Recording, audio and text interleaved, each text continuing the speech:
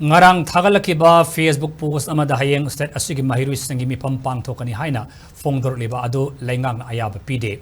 Maheiroi khudimak classroom dagi Hendokpiganu mob violence thogaliba sing logi sapsaba serak phangani pigani haina Education Minister Basantakumar na checksin thamlakli.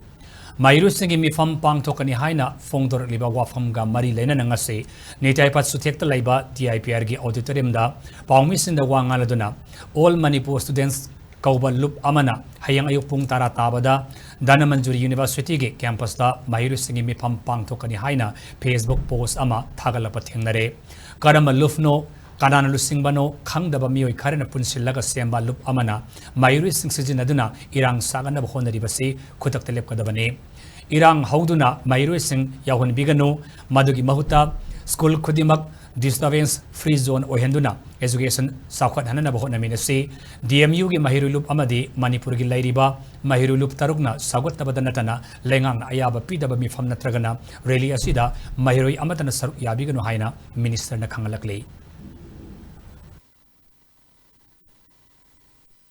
미워이 그러나 정나가 사도 순하다고 student organization 순하다고 사도 신고 그거가 매일 있잖아요. 로또 아무도 없어요. 순하다고 이것이 동전인데 government side 엄청난 일을 하시고 we the students days inside the classroom during school hours.